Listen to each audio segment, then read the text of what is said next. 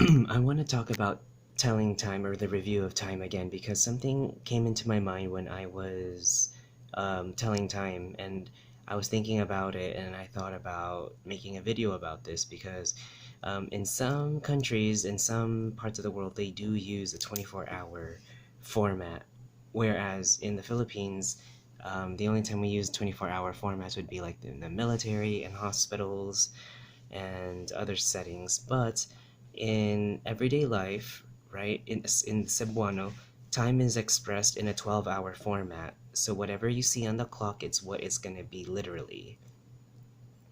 Obviously, if you're gonna, obviously we have ways of differentiating whether it's gonna be um, AM or PM, right? And we just say, words, there are words like sa buntag or sa hapon to indicate, or sa gabi to indicate what time of day is that 12-hour format, all right?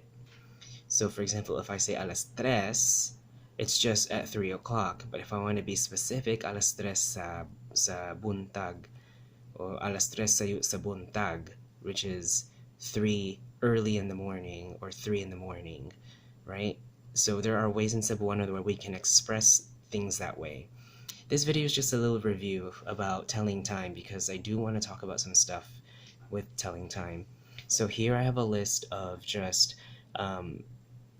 written time that's written down, right, when you read it.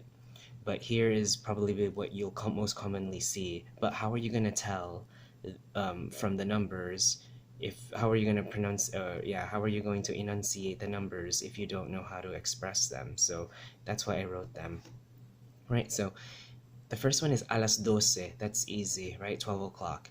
And the next one is ala una dos. So it's 1:02. Ala una dos, 1:02.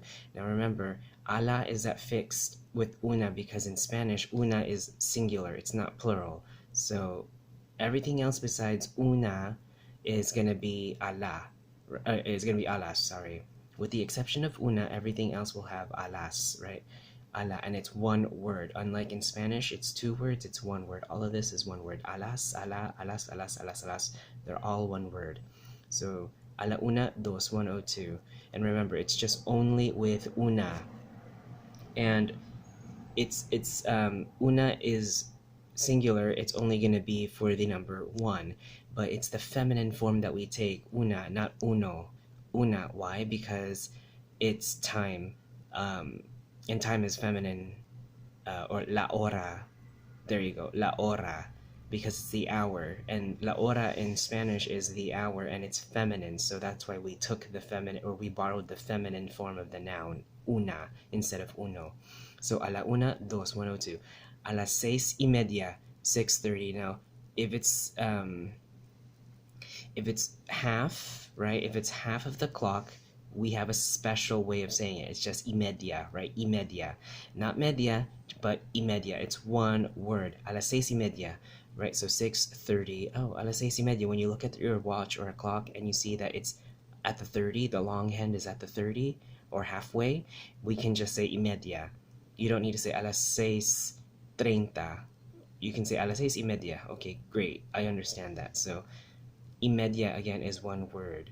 Now, imedia came from the Y, right? In Spanish, media, right? Which means and half. At son las 6:30 is what they say in Spanish, which is it is 6 o'clock and 30 minutes, or half. But in Cebuano, there's